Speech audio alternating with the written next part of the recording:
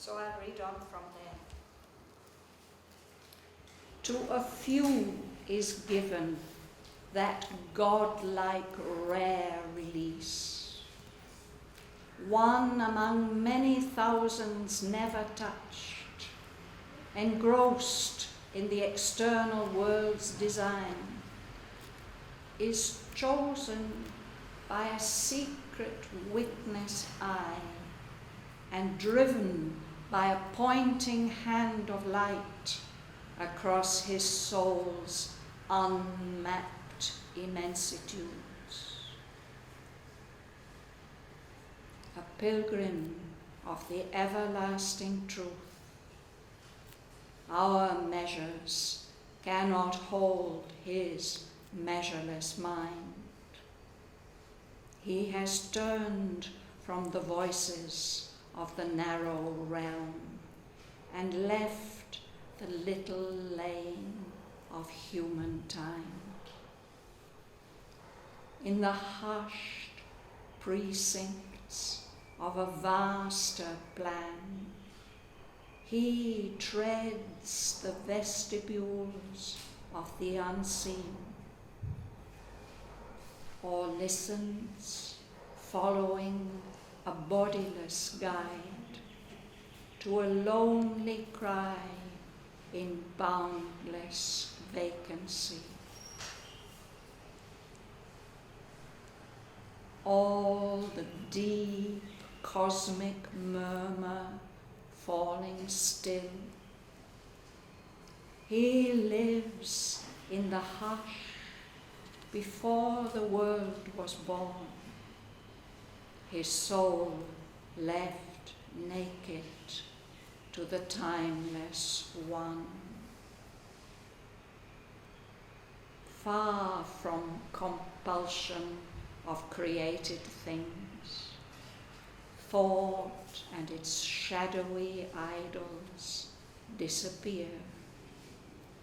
The molds of form and person are undone.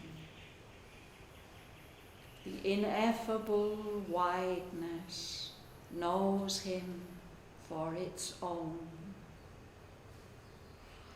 A lone forerunner of the Godward earth, among the symbols of yet unshaped things, watched by closed eyes, mute faces of the unborn, he journeys to meet the incommunicable, hearing the echo of his single steps in the eternal course of solitude. A nameless marvel fills the motionless hours. His spirit mingles with eternity's heart and bears the silence of the infinite.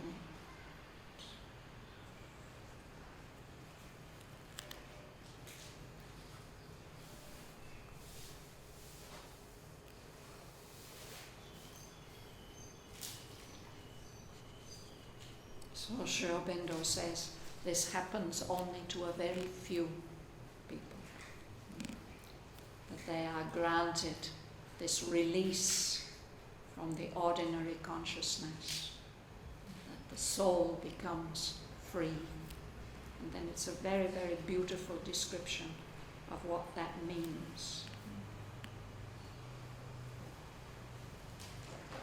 Do you like to read? Would you like to read?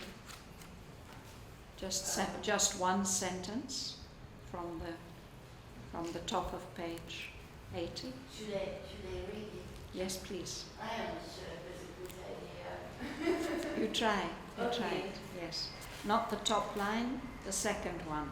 Yes. That begins, to a few is given. To a few is just the life rare release. more. Okay, you can stop that. It's No, just I one learned line. English like speaking and not Okay. reading, and Yes. All right. I think it's better the others don't.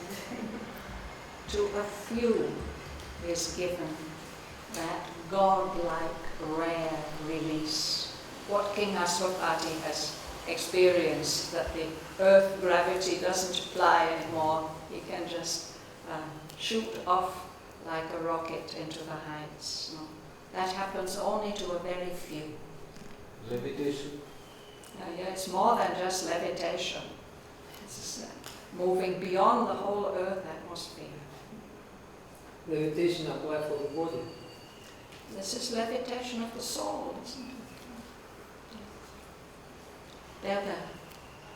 One among many thousands never touched and crossed with the external world's design is chosen by a secret whiteness eye and driven by a pointing hand of light across his soul's unmapped immensitudes. Yes. Only one person. There are thousands and thousands who are not touched, who are not chosen. They are engrossed, they're completely absorbed in what's going on in the external world. But among those many, many thousands, one gets chosen. Somehow it happens by grace. There's a secret witness eye observing, and it must see some possibility and says, yes, that one. And then that one actually doesn't have a choice. He is driven by a pointing hand of light which shows him where he must go. And it's not an earthly journey. This is the journey through the soul worlds. He gets driven across his soul's unmapped immensitudes, those vast spaces that nobody has ever mapped.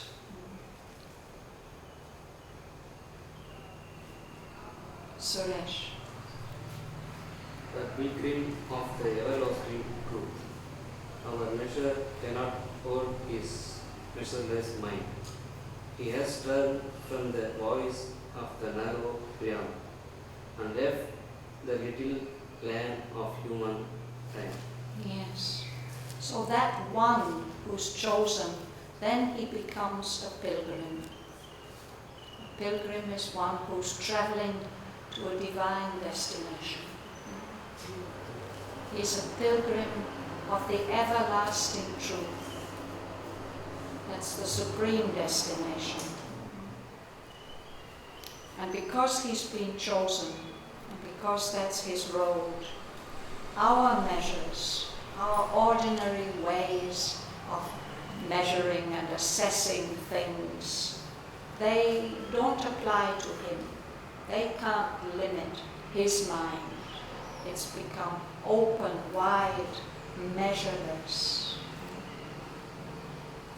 That one has turned away from the voices of the narrow realm, this narrow realm that we live in, this world of limitation. He has left the little lane of human life. It's such a nice picture that the whole of human life is just a little lane, narrow little street. There things are bustling and going on. But beyond that, there's a whole world.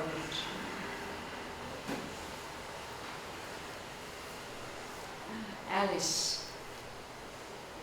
In the hushed precincts of a vaster plain, he treads the vestibules of the unseen, or listens, following a bodiless guide, to a lonely cry in boundless vacancy. Yes. You know this word precinct, Alice? She said English word. I can't even remember it. District.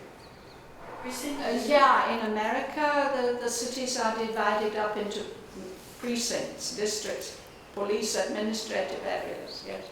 But it has another meaning also. If in India we think of the temple precincts, that means the area inside the temple walls. Precincts of the temple, or it's the land that belongs to the temple. So he is moving in these hushed precincts of a vaster plan, much vaster than this narrow little lane of human time. And as in a temple, there's a certain silence there in that vaster plan. He's walking, that one who has been chosen. He's treading the vestibules of the unseen. Any suggestions? Vestibules? Front portion of the, like courtyard as a front portion of the building. Yes, it used to be in a Roman house. It would just be near the entrance. I think in Japanese houses they do it too. There's a special little place where you can take off your outdoor clothes and your shoes. Vestibules, it has something to do with clothes. You can take your outdoor clothes off and then you enter the house proper. In Indian trains, 2 coaches are joined by vestibule. By a vestibule. A small space like that would opens onto the entrance proper. So the vestibules of the unseen, it doesn't mean it's the complete realm of the unseen. It's just the narrow little entranceway, but still that's such a vast plan in itself. So he treads, he walks through those entrance rooms of the unseen. Or perhaps he's following a kind of cry, call, as if he's being invited. There's a bodiless guide calling to him, saying, "Come this way, come this way." And that might be, he says, a lonely cry in boundless vacancy. It might be like the cry of a bird. There are certain birds, there are hawks and eagles, they fly alone, and they have a very special kind of cry. One might want to follow such a cry and go off into space.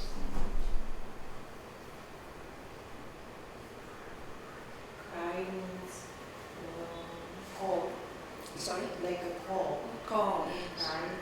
Yeah, but a cry is not necessarily a call, but a bird's cry, it's not the song that the little songbirds make. It's a much bigger kind of bird, and you might not see it even, it might be so far away.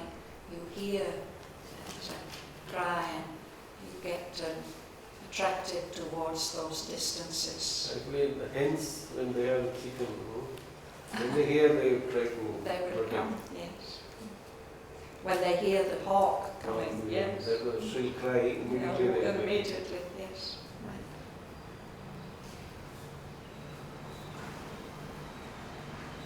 Right. Tone. All the deep cosmic murmur fallen still. He lives in the hush before the world was born. His soul left naked to the timeless one. Yes. Well, he's moved out of this little lane of human life into the precincts of a vaster plan. And there's a kind of silence. There's this cosmic murmur. Many sadhaks have spoken about this. That when you come into a kind of special indrawn state, you hear the sound of the universe. And I remember my own beloved teacher, Amal Kiran, telling me he had heard that sound. And he said it's like a kind of lullaby. It's the mother lulling her child. But when that cosmic murmur falls still, when we no longer hear the cry of all the life of the universe, then there's a wonderful silence. All the deep cosmic murmur falling still. He lives in the hush before the world was born. His soul left naked to the timeless one. All the coverings are taken away. He feels the contact of that one who is beyond time and space. Murmur, cosmic murmur, there are these list around 10 types of sounds. No? The murmuring of the bee, or the caravan sound, or cricket sound. That's in the World Soul in Canto, Book 2, Canto 14. Some of the thing about this sound is that it's very various, and yet you recognize that it's always the same sound, even though it might be like a jingling anklet bells or the cricket's cry. Still you recognize that, yes, that's the characteristic sound of the universe. Must be a marvelous experience.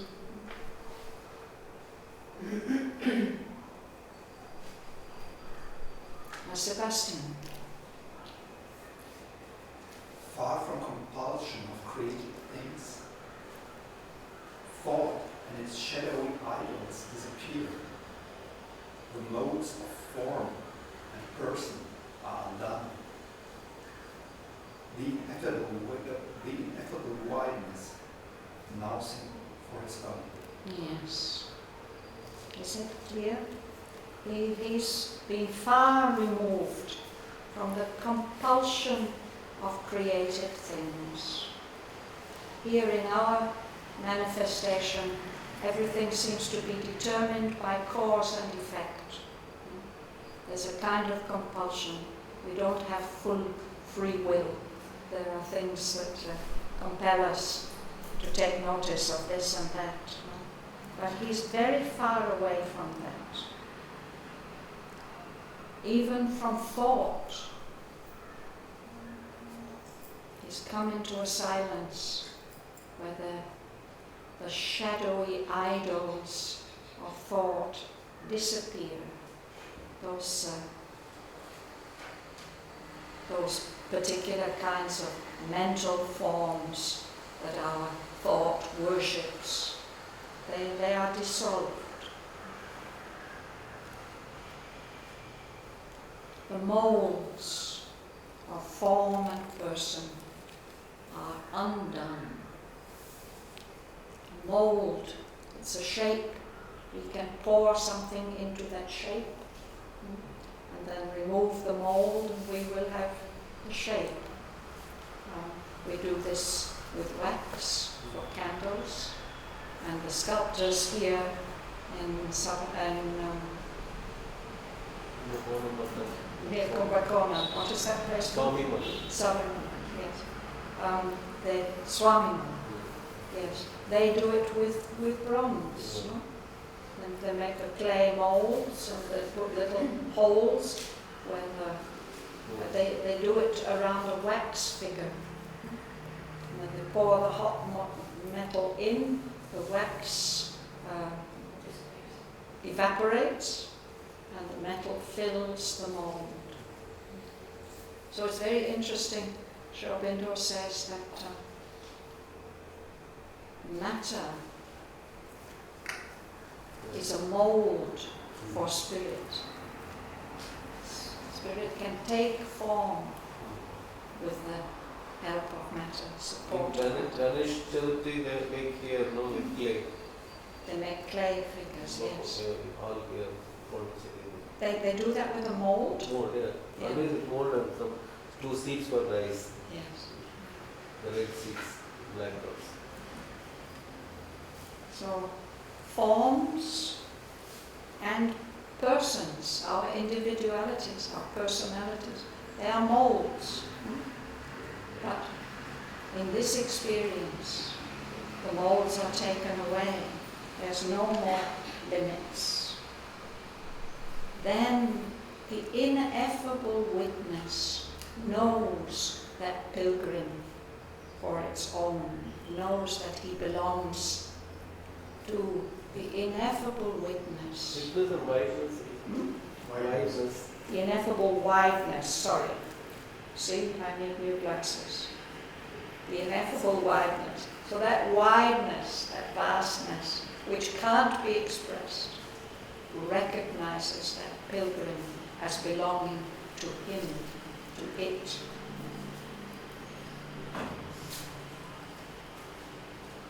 Shraddhavan, Yes?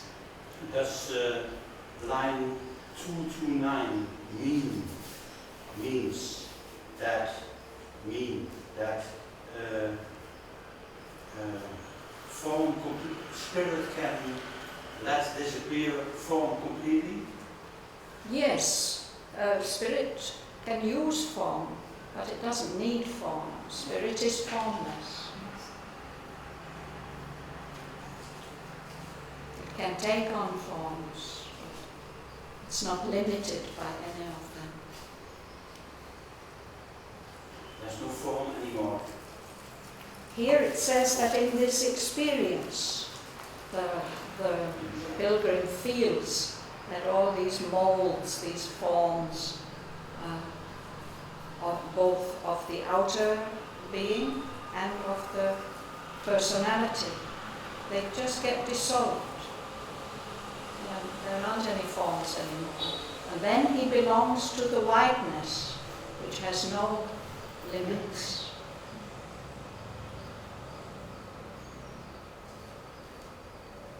It knows him as its own, that he belongs, he's part of that wideness.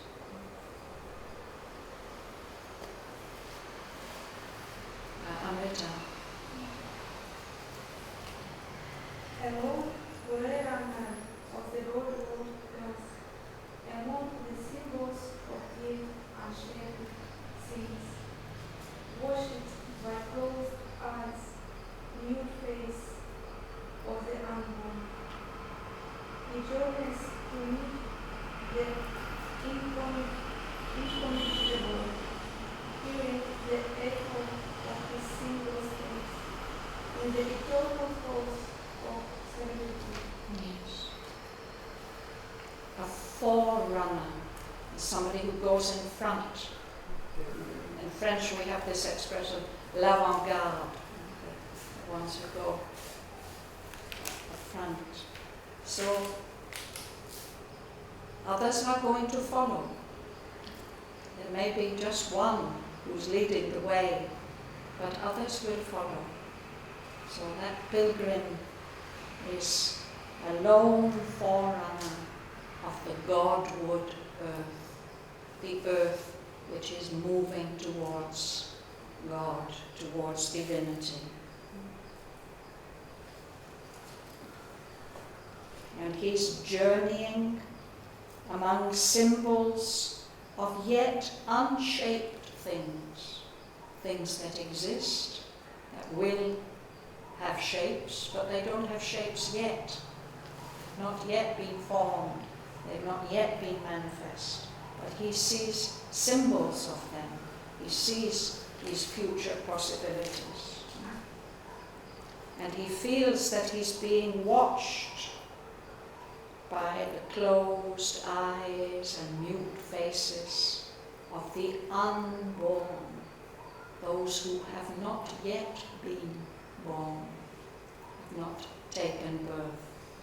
And because they've not taken birth, then they won't die either. But those, he feels those presences, that they are watching him moving ahead, the lone forerunner of the Godward earth.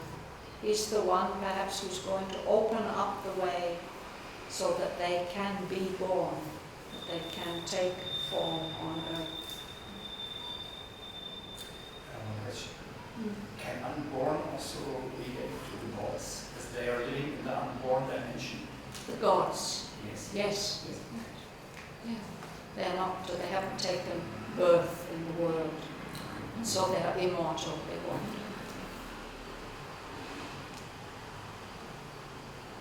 He's journeying to meet the incommunicable, some reality which it's impossible to communicate or express. And as he goes, he hears the echo of his feet, his own feet. There are no other echoes. He's the only one of his single steps in the eternal courts of solitude.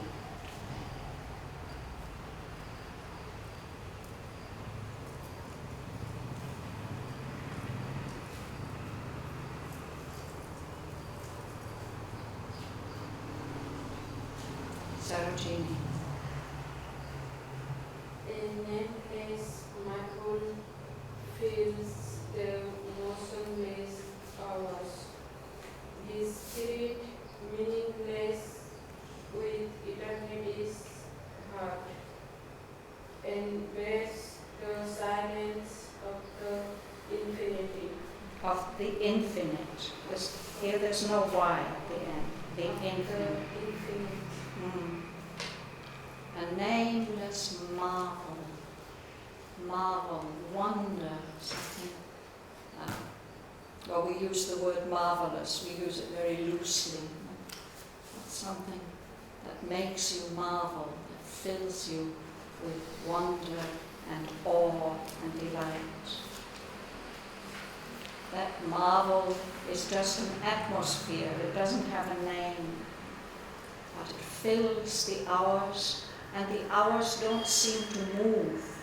There's a kind of timelessness in that state. His spirit mingles, melts into the heart of eternity and bears the silence of the infinite.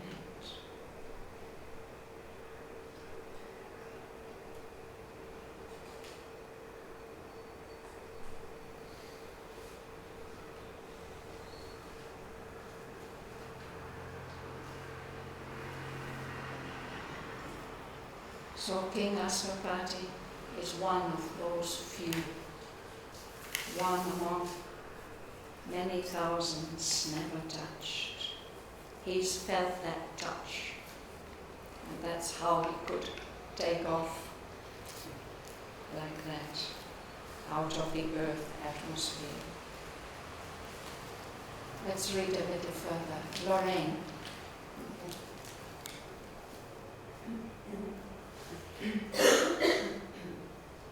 In a divine retreat from mortal thought, in a prodigious gesture of soul sight, his being towered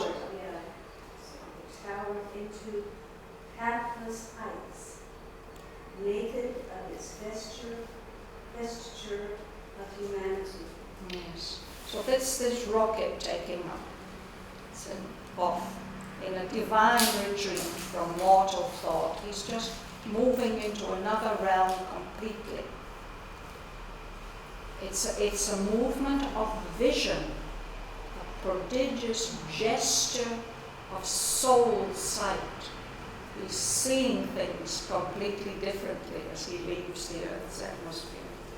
And it's not only as if he's shooting off like a rocket, it's as if he's towering up. His own being grows taller and taller, greater and greater, into pathless heights. There are no marked, fixed ways. Those heights are pathless. There are no roads, and paths through them, and his being is stripped naked of its vesture of humanity. It has been wearing this human self like a kind of clothing, but that's been taken away. Now he's no longer limited by his human form, his human nature. What is vesture? Vesture, what does it mean? Vesture. Vesture is some clothing. I'm wearing a rather brownish vesture like you. Yeah. Vesture. These are words that come from Latin, no? Invest, you wear a vest, something that you wear. Prodigious. Prodigious. A prodigy is something exceptional. So here, this is something really out of the ordinary. It's prodigious. There's a child prodigy. But this is nothing to do with the prodigal son, no Bible. No, it's nothing to do with the prodigal son. Okay. That's a different word. Okay. You have vestibule. We have vestibule, it's the same. Your vestures. Exactly. And it's something outside, it's not the underwear, it's the outer. That in your How right. you appear. Thanks, Edita. Yeah. It's the outer cloak. Yes. No, no.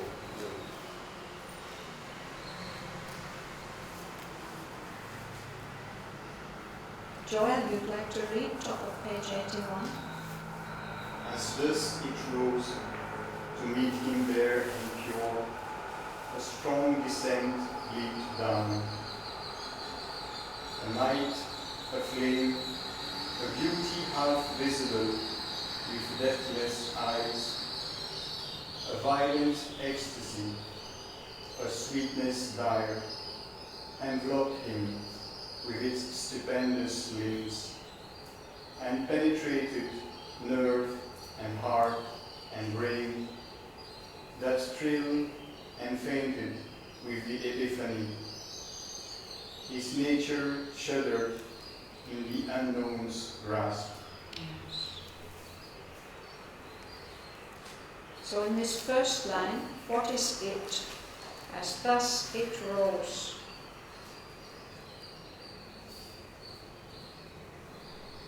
Soul sight. Soul sight. Dr. Nadkarni used to say the three most difficult words in Savitri are he, she, and it. Here it is his being. His being towered into pathless heights, naked of its vesture of humanity. And as thus it rose, as it went up, something comes down. It is rid of his vesture of humanity. It's It his is being. it. It's his being. Yeah.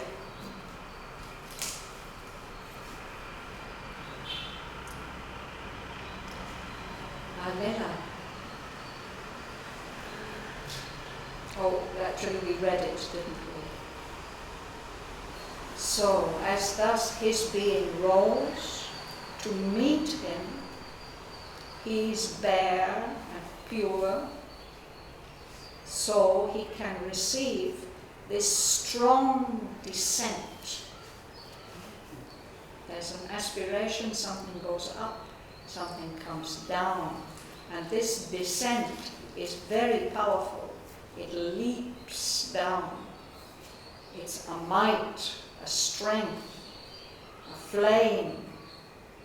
It's a beauty that he can half see, a beauty with deathless eyes.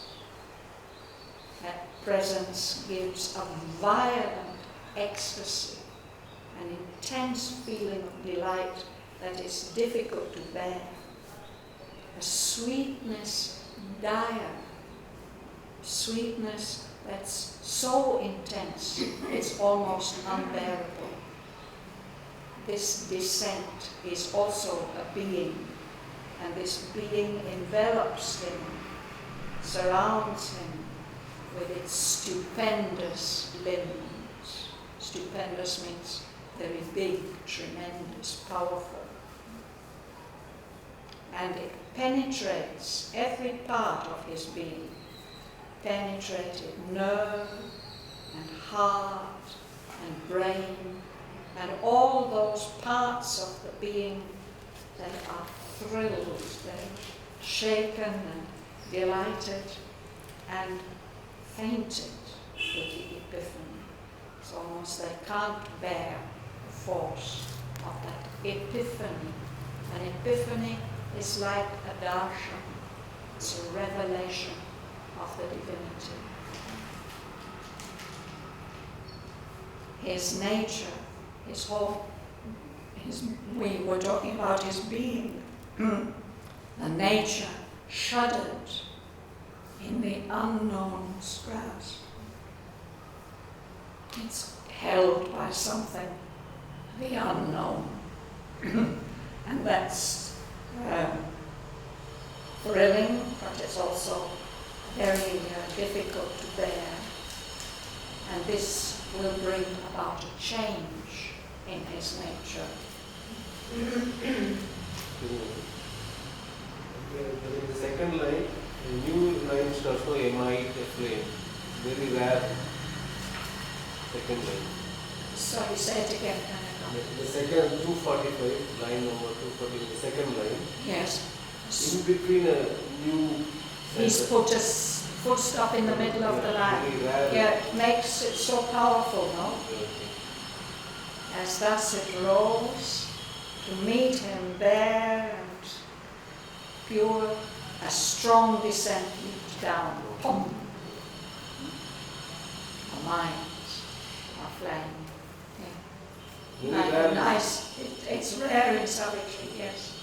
But whenever it comes, it has some special impact.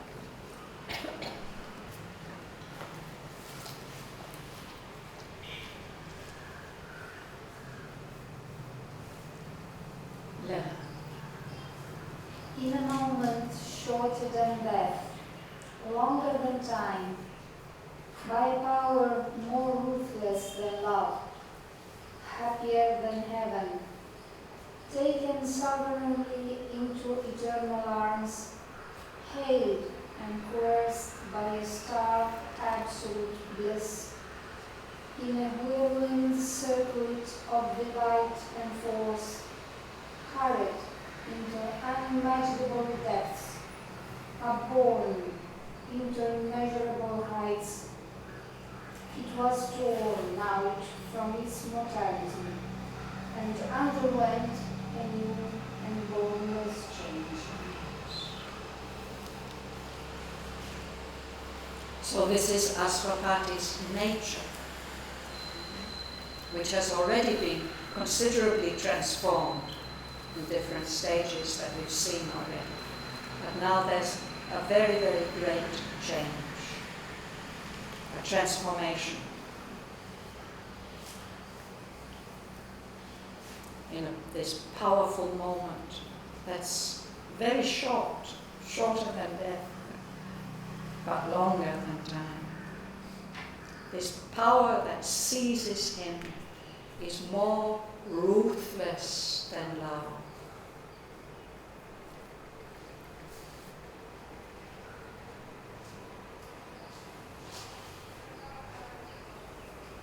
Say something about that, Kanyapada.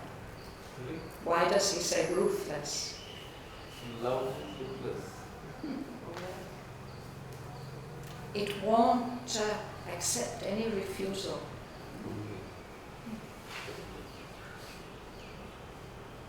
It's absolutely insistent. You can't resist it.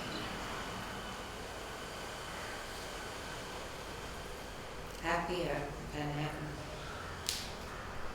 He feels that he's being embraced, taken sovereignly with great power and majesty into eternal arms.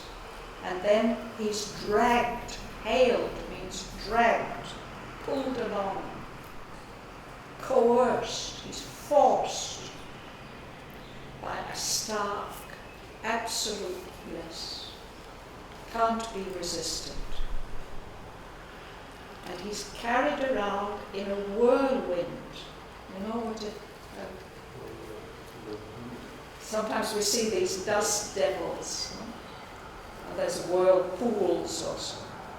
In a whirlwind circuit of delight and force. It's like being caught by a tornado and carried off. First of all, he's hurried into unimaginable depths, deep, deep places, carried up into immeasurable heights. This is his nature, was torn out from its mortality. Mortality, that is the grip that death and ignorance have on us, on our nature. Our nature is in the grip of death and ignorance. Aswapati's nature in this incredible descent, transformative descent, is torn out from its mortality, and it undergoes a new and bournless change, limitless change. He says it's a new change because Aswapati has already gone through several changes of his nature.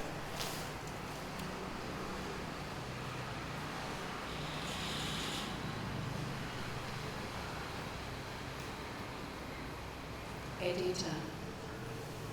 An omniscient knowing without sight or thought, an indecipherable omnipotence, a mystic form that contains the world, yet make one human breast its passionate shrine, drew him out of his seeking loneliness into the magnitudes of force and grace.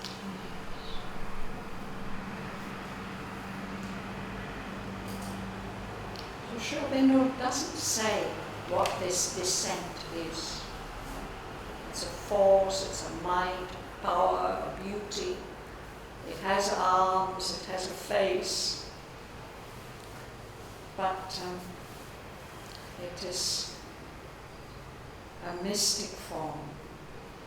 It's able to contain all the worlds, and yet it can enter into one human breast and make that its shrine, its temple. So this omnipresence, the omnipotence, drew him, Aswapati, out of his seeking loneliness. He's been all alone. We heard him, his feet alone on the courtyards echoing. Now suddenly there's no loneliness anymore. He's taken into the magnitudes of God's embrace.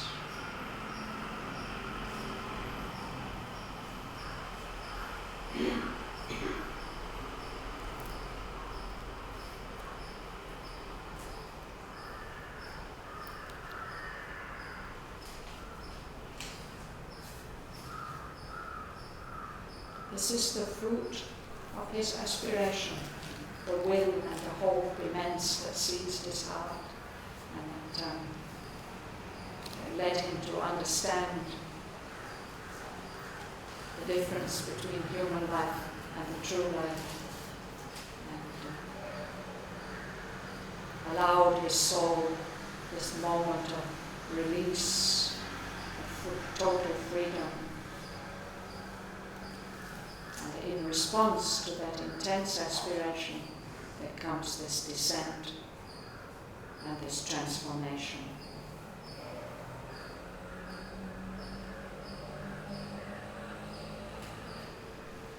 So we'll stop there for today.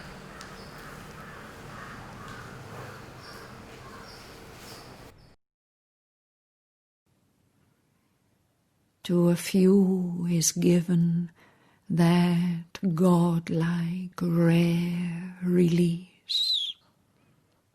One among many thousands never touched, engrossed in the external world's design, is chosen by a secret witness eye, and driven by a pointing hand of light across his soul's unmapped immensitudes. A pilgrim of the everlasting truth, our measures cannot hold his measureless mind. He has turned from the voices of the narrow realm and left the little lane of human time. In the hushed precincts of a vaster plan, he treads the vestibules of the unseen, or listens, following a bodiless guide to a lonely cry in boundless vacancy. All the deep cosmic murmur falling still, he lives in the hush before the world was born, his soul left naked to the timeless one. Far from compulsion of created things, thought and its shadowy idols disappear. The molds of form and person are undone. The ineffable wideness knows him for its own. A lone forerunner of the Godward earth, among the symbols of yet unshaped things, watched by closed eyes, mute faces of the unborn, he journeys to meet the incommunicable, hearing the echo of his single steps in the eternal courts of solitude. A nameless marvel fills the motionless hours. His spirit mingles with eternity's heart and bears the silence of the infinite. In a divine retreat from mortal thought, in a prodigious gesture of soul sight, his being towered into pathless heights, naked of its vesture of humanity. As thus it rose, to meet him bare and pure, a strong descent leaped down, a might, a flame, a beauty half visible with deathless eyes, a violent ecstasy, a sweetness dire, enveloped him with its stupendous limbs, and penetrated nerve and heart and brain, that thrilled and fainted with the epiphany. His nature shuddered in the unknown's grasp. in a moment shorter than death, longer than time, by a power more ruthless than love, happier than heaven, taken sovereignly into eternal arms, hailed and coerced by a stark absolute bliss, in a whirlwind circuit of delight and force, hurried into unimaginable depths, upborne into immeasurable heights. It was torn out from its mortality and underwent a new and bournless change. An omniscient knowing without sight or thought, an indecipherable omnipotence, a mystic form that could contain the worlds, yet make one human breast its passionate shrine, drew him out of his seeking loneliness into the magnitudes of God's embrace.